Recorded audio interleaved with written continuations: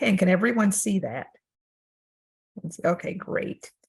So as it was stated, we're going to talk about establishing an early career professional network. So we could also title this, The Things That You Weren't Told in Training.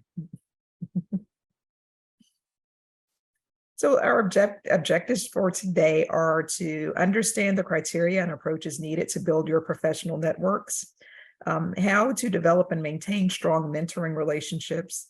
And we're going to do a quick time check. And if time permits, we'll look at a few pointers on building credibility at your institution.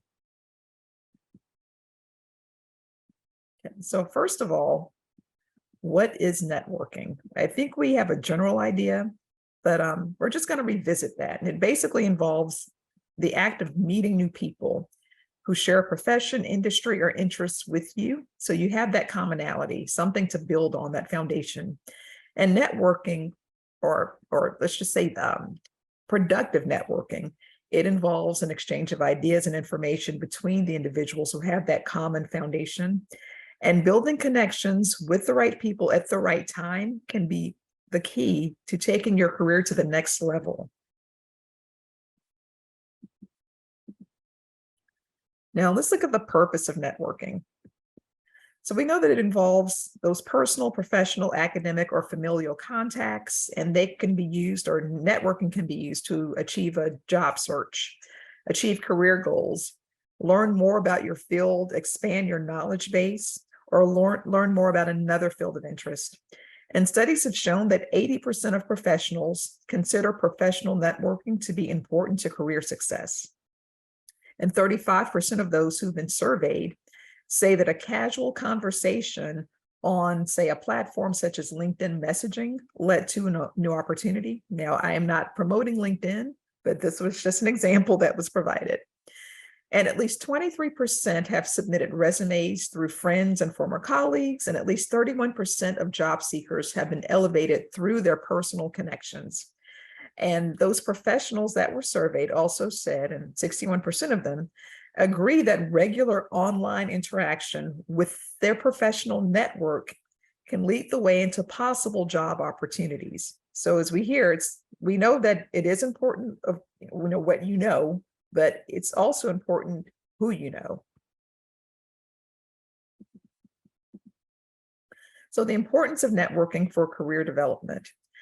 And when we think about career development, we know that the junior stage or the early stage, that is important for building that foundation, but your career is going to evolve throughout over the life cycle of your job trajectory.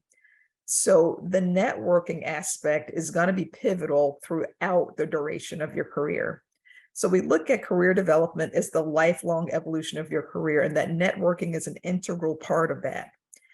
And so this career development aspect or integration with networking, it's influenced by the jobs you hold. So every place of employment that you have had, and as well as where you've trained, they're individuals that you've crossed paths with who are part of your network. And some may be part of your network for years. Think about the experience that you gain in and out of the office. So those individuals that you cross paths with when you are, let's just say, if you work out, if you're at the gym, or if you are a part of a community group or community activity. Also focus on the growth and success you achieve at each stage of your career. That's also important for your career development. And the formal and informal education and training that you receive.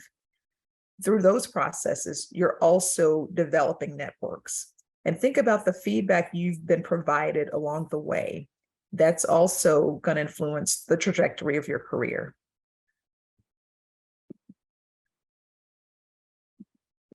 So why are building professional networks important?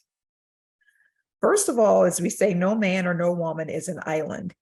And there's a quote that says, iron sharpens iron.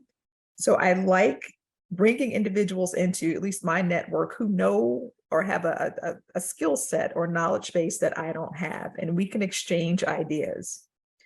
And furthermore, one of the, I think the hallmarks of networking is that it makes you noticeable. It expands your name, your reputation. And it's also an avenue for newer opportunities. Networking, it puts your name in that hat, your reputation in that hat. So if there is an opportunity that does arise and the individuals who are sponsoring that opportunity, they're looking for a person whose qualifications align with whatever that opportunity is, they know who you are because you've made yourself known. You're within their network as well. It also gives you an opportunity to reassess your qualifications. When we go back to that iron sharpens iron, we can speak with someone who is maybe in our field, but they have a little bit more experience. So there's information that they can share with us, and we can actually use that person as a barometer. See, okay, this is where I am now. They are 3 to 5 years ahead of me. This gives me an idea of what I need to obtain, where I need to dig a little bit deeper in my training. It improves your creative intellect. There's that iron sharpens iron, that exchange of ideas. And when you add individuals to your network, you're building an extra resource library. So not only are you bringing more individuals into your fold, you're also bringing their knowledge base, their skills. And you have this library that you can tap into of individuals who can really serve as resources for if you're establishing a project, if you're writing a publication. And what's also important about networking is depending on where those individuals are in the professional hierarchy, they can provide support for you as a high profile individual. And these are pretty straightforward, or this one is. Building your professional network, it also builds your growth in status. The more individuals who know who you are, the more often you're tapped to give presentations, the more you're tapped to be involved in collaborations. And one aspect of building your professional network that I think most people don't expect is the growth in self-confidence. So having that well-established network, knowing who having a wide community of people who know who you are, it really boosts your self-confidence. And what's also most important is the development of long-lasting relationships. I think we all can consider someone that we met during our training who was extremely pivotal. They served as a mentor, and we may have that mentor-mentee relationship for years. The dynamics of it may change, but this is someone within our network that we've developed this, not only a professional, but maybe a personal friendship type relationship as well. And going to the development of long-lasting relationships, the creation of those relationships will have mutual benefits. The success of individuals has largely been contributed to the strong networking channels that have been created over time. I'm sure we all can think of someone, like I said, who served as a mentor that we trained with. They can put the word out when it's time for us to seek that first position, or if we are ready to go up for promotion, we may reach back to that individual to ask for a letter of recommendation. When we're job seeking, that they are there to keep their antennas up when there's something that is opening that aligns with our expertise. And the good thing is, this is someone who's had an opportunity to get to know us over a long period of time. So they know that we're trustworthy. They know that we have integrity. We're accountable. We're responsible. We're competent. And that individual can speak directly on all of those attributes. And one thing that I'd like to point out is you don't need to network with everyone. There are individuals who want to make sure that, well, hopefully there are no Kardashian fans, but we don't have to be professional Kardashians.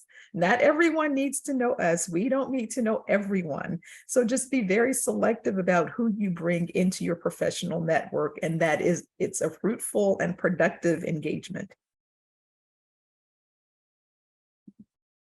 So we're going to talk about building your professional networks. What you probably wouldn't consider, well, I did just say you don't need everyone in your network. So think small. And when I say think small, we can just really start off with very small, actionable steps. The first is seek individuals who are where you want to be. Perfect example is that individual who mentored us during our training period. that's someone who more than likely is in a position or has the skill set that we eventually would like to have or develop. That's a pivotal person to develop a professional relationship with. Next, seek individuals who have the skill set that you want to develop. And one thing to consider is those individuals who may seem to be at I guess the top of the professional hierarchy, they weren't always there. They had to start off foundationally like the rest of us. And they're generally very open to share their knowledge, their talents with you, because they want to see you move up as well. And now the other thing to consider with those individuals is because they are at that level of the professional hierarchy, is it may be difficult to contact them directly anyway. So if there is a mutual connection who knows that person, use that mutual connection who's also part of your network to facilitate that introduction. And also don't be intimidated, because when we look at someone who is the pinnacle of what we all would eventually like to be, remember they started off foundationally like everyone else. So just go to them, pursue that relationship respectfully, and they will also welcome the opportunity to share their skills and talents with you. But again, remember, these are individuals who are likely extremely very busy. So follow their schedule. If they only have 5 minutes to engage with you, maximize that 5 minutes. So after you've had that 5-minute, that brief exchange, immediately follow up with them by emailing them. And if you have a LinkedIn or an institutional web page, provide that information as well, because with an exchange that quick, they will more than likely need to associate a face with the name. So when you follow up, make sure you provide that information. And if you have 2 hours to spend with them, maximize that time. Make it a coffee break or a coffee outing, or maybe a lunch outing. But the best thing you need to do is be amenable to their schedule. And also convey how you can help them. Because one thing that is a hallmark of networking is that this is relational. So that individual may have something that is of value to you, but you will also have something that is of value to them, a skill set as well. Or maybe there's someone at your institution where you can form a connection between them that's beneficial for the work that they're doing. Keep the communication going. So continue to stay in touch. And going back to that relational aspect, be their advocate in a way that is beneficial for them. And this one is always, this is one that I really enjoy talking about as far as building your professional network. So incorporate your network's network into your network. And essentially what that means is, it's pretty much what it says. Those who are in your network, especially those who are a little bit more advanced and, you know, and just and reputation wise are a bit more well known, they're at individuals in their network that you can incorporate into your network. So having them facilitate those introductions are key. And this is an example on the left side of a network that was incorporated into my network. The president of my previous institution, who I swear knew everyone on the planet, was really pivotal in building my network. So I ended up meeting the mayor of our city, the CEO, the CMO of the hospital where the majority of our learners trained. I met the previous AAMC president, Association of American Medical Colleges president, through her. And this was when I was much more junior in my career, as well as the chair of several women's organizations. And also, don't limit yourself to just faculty and administration. That they are important, but you also need to include staff in your network. One thing that I found as I continued to ascend my administrative role or administrative ladder, I became far removed from those pivotal activities that were happening at let's just say the more I don't want it to sound, just say the things that you miss up here that are going on down at this level, they will eventually catch up with you and affect you. And the individuals who know about that information are your staff. And when your staff are devoted to you and they know that you're devoted to them, they will keep you abreast of that information. And going back to staff, remember there are those individuals that are pretty high up the professional hierarchy. That staff person can squeeze you into that individual's calendar. So also keep staff in your professional network.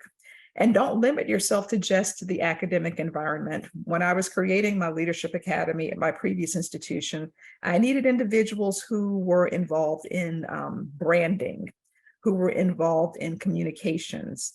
I also spoke with a person who talked about global finance.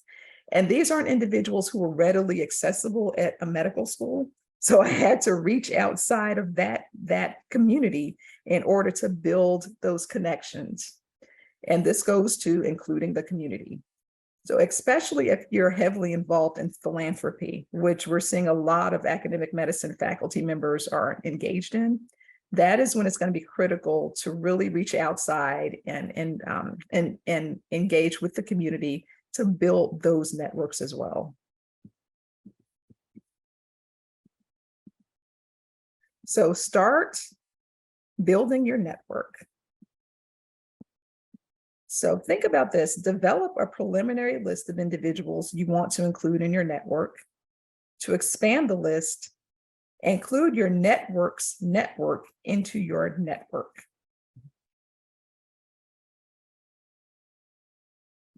And here are some quick tips on how to become an effective networker. Now, you also have to think about what is your personality type. I think at this point in our careers, we have taken some type of personality assessment. You know, it may be Myers-Briggs, it might be the PACE palette, but you know, basically if you're more on the introverted or the extroverted side. And there's nothing wrong because you hear that one side maybe have more advantages than the other. It's just a different style of processing those things around us in our environment and how we engage and communicate. And that's it. So just figure out what networking style works for you. So for those that are on the extroverted side, they probably don't have any qualms about just walking up to a random stranger and starting a conversation. More on the introverted side, you may want to start off talking with a one-on-one or developing a one-on-one conversation, and then maybe make a goal of building 3 individuals in your network a month, whatever feels comfortable. Network outside the box. I think we consider conferences and maybe institution-related activities as the major modes to network. You can network if you are at Starbucks. You can network if you're engaging with your child's soccer team. So there are so many ways to network and to just develop those relationships that don't need to be resigned at your academic institution or in academia. So make a game plan. Now, what I would always do, and this was before the pandemic, when we had more, say, cocktail parties or dinner parties or events of that nature. And after work, I'm sure I'm not the only person, I would be pretty exhausted. But I knew that I still had to attend that event. So while I'm driving in the car, I'm making a mental note of those individuals who I need to speak with, who I need to just fully engage with. And when I get to the event, I'm making a beeline for those individuals. And then I'm gonna, chit chat a little bit with others. So first of all, people know that I was there. That's what's important. And that I have made contact with those targeted individuals. Once I have done that, and I will respectfully say my farewells or whatever for the evening, and then I leave. And it's what I call my high and my bye. So there are days when I have energy to talk to practically everyone. And then I think like everyone else, I'm human. And there are times when I just want to go and get the job done and then go home and have a glass of wine and kick my feet up and watch some type of mindless reality show. And the individuals that you meet under those conditions, or just networking in general, make sure that you follow up and don't let an excessive amount of time pass. Follow up with them immediately. And also pay it forward. And when we say pay it forward, this goes back to the relational aspect. They have something of value for you, but you're going to have something of value for them. And if there's someone at your institution who you think would serve as a strong collaborator for that person, you may want to introduce the two of them. If that person on your campus has a resource that would be advantageous, make that connection.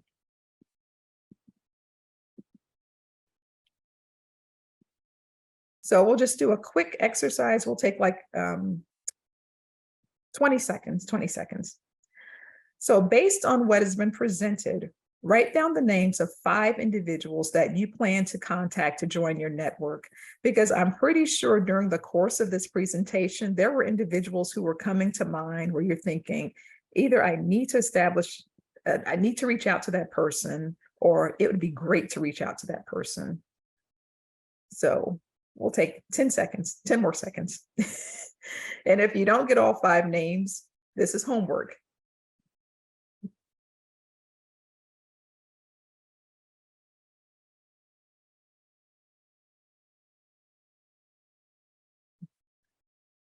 So even though it appears we may be, I hate I don't, is there anything wooden that I can knock on before I say this? It appears that we may be coming out of the pandemic to some extent. I don't know, I guess we will know when we get a little closer to the holidays what happens. But networking during the pandemic has been a bit of a challenge. But I think at some point we learned how to cope, how to advance as best as we could. And what we did see was an increase in the number of virtual events. We saw conferences become virtual. We even saw virtual, virtual happy hours. I found those to be a little odd, but we made it work. So now that we're in this, I guess, this hybrid mode during the pandemic, or this whatever phase we're in now, continue to attend those virtual events as we're doing now. This is, for the most part, our best option. And we've learned how to maximize virtual modalities. And we're seeing that we can actually reach out to a greater number of people, especially globally, which in turn enhances our networks. And also you can host virtual events. If there is an area or a subject topic that is of interest to you, you could get maybe you start off with a small group of individuals, maybe 5 to 6, discuss it, and it can take off. Those individuals can invite more and more people to whatever that virtual event is. And we know time is a factor, so you can schedule 30-minute virtual meetings. And I actually like doing this on the job as well, from a professional standpoint, because I think we can get a bit zoomed out. But if you can be very concise in whatever information it is that you'd like to exchange, put it in that 30-minute and maybe even 20-minute meeting. And this has also been an opportunity to nurture your existing relationships. During the pandemic, a lot of us have fallen out of touch with our colleagues. This is a time or an opportunity to resurrect those relationships. So someone who's kind of fallen out of your network, this is a chance to bring them back into the fold. You can JCI, just check in. And there are individuals who you may want to build a closer relationship or a closer network with. Consider those. And I do want to point out that you should proceed with care, because the pandemic has affected everyone in different ways. There are individuals who unfortunately have lost family members, have lost close friends. Some have been affected professionally. So when you're reaching out, reach out with a level of sensitivity in that area. And what's also been important during the pandemic is increasing your visibility. So using the virtual modalities for that. So networking at virtual conferences, because they are still happening. First of all, put it on your calendar. I cannot tell you how many times I've registered for a virtual conference and then I get the email afterwards. Oh, we're so sorry you weren't able to attend, but here's the link to the recording. And if you're going to attend a virtual conference, buy full access, because that gives you an opportunity to have access to maybe any pre-recordings, if there are any say virtual happy hours or virtual chat sessions, that will allow you to have access to those opportunities as well. Turn off distractions. I will raise my hand because I'm guilty of this as well. Guilty of attending a virtual conference, but yet I'm still doing other work at the same time. So if you're going to do that, make a point of being present and use the interactive features. So the chat functions, the polls, that makes that really helps you remain more engaged with that virtual meeting. Take notes and review them, because that should go just for any conference. Just because it's virtual doesn't mean that you're going to have a better chance of remembering that information days later. Join the social media chatter, because that's how people get to know you. And as I stated earlier, engage in, or you can even host those live events, the virtual happy hours, the Twitter chats, the virtual trivia or game night, virtual yoga or the workout. Dress the part. Now, I tell everyone, however you are dressed from the waist down, that's no one's business, but from the waist up, you do want to look professional. And there are always those activities where there's going to be that person who is, just the most amped about whatever is happening. So I would say the person who is the most amped and knowledgeable, it has to be both, not one or the other. You may want to look at that individual, because more than likely they're going to have a huge network.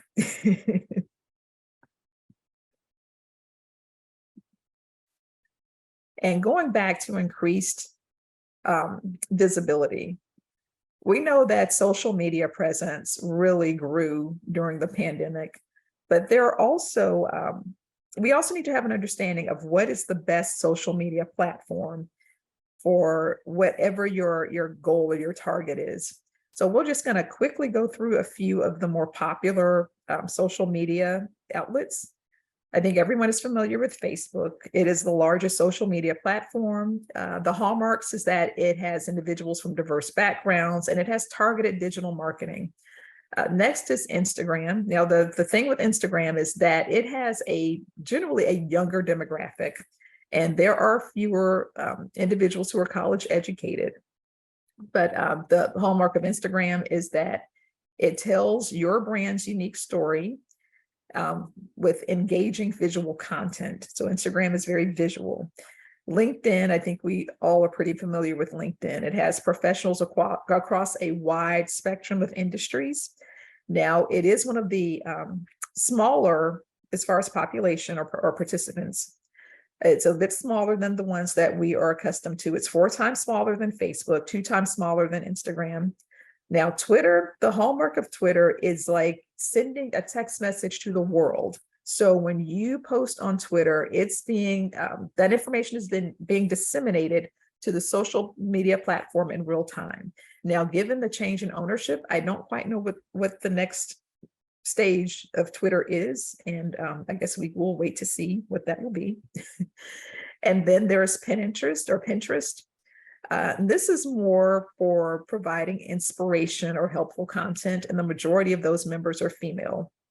Now, what I found very interesting, I didn't know this, but YouTube is considered to be the best social media platform. It has greater than 1.9 billion people who use it on a regular basis. And YouTube has become the second largest search engine to Google. And what we're seeing is that it's also being used as a mode for presenting educational content.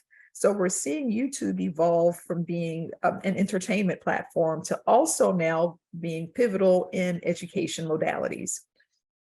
And what I give an honorable mention here is TikTok. Now, it has 1 billion monthly active users around the world, and it has primarily been housed as an entertainment-focused social media platform, but we're also seeing it become a platform for providing informative and educational content. So regarding the selection of the best platform, choose a social media platform where your audience is located. So for us, honestly, TikTok and Pinterest may not be our target social media outlets. Choose a social media platforms that are specific to your content type. So same reasoning. And limit the number of social media platforms that you choose to be on. You don't want to dilute the importance of the information that you're providing. So be very targeted and focused with the social media platforms that you use. And regarding social media usage, when you're on social media disseminating information, we're going to talk about some do's and some don'ts. Do encourage your audience to interact. So stay topical.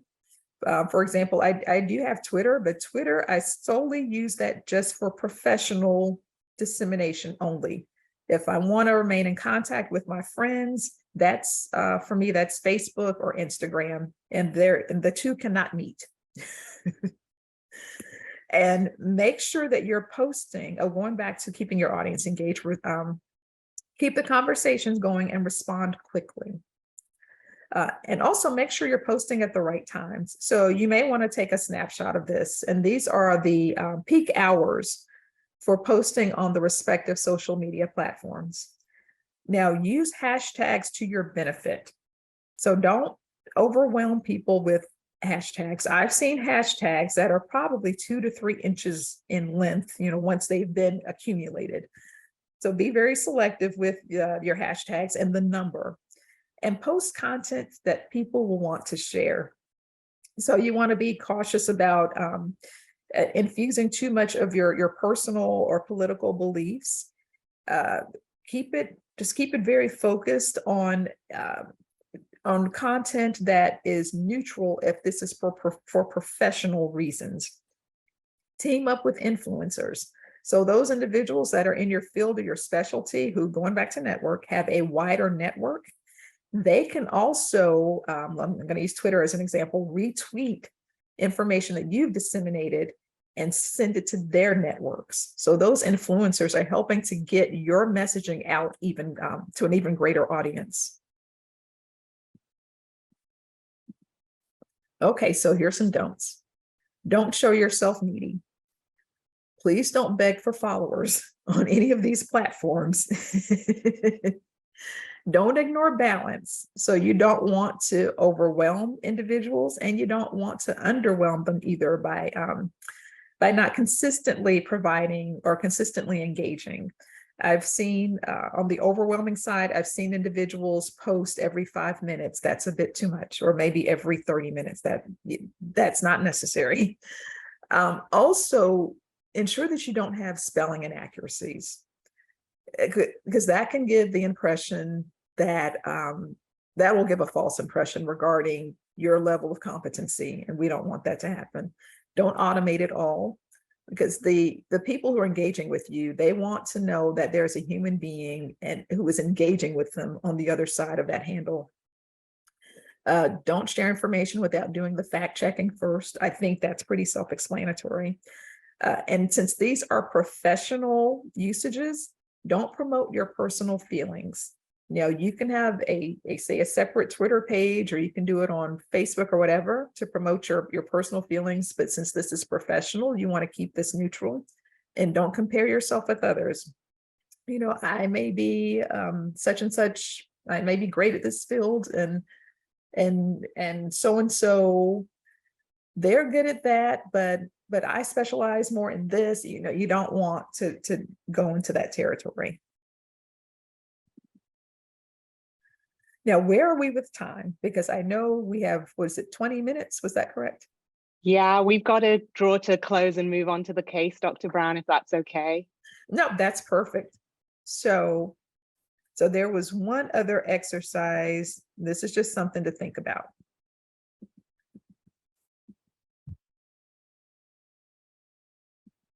Oh, I went right past it, but. Oh, this is it. And this is just something I want you to think about regarding your networks. And you can take a picture of this. So what is it that I'm doing well? What do I need to do better? What resources do I need? What skills do I need? And what people and networks do I need? And this is actually a good way to end this section.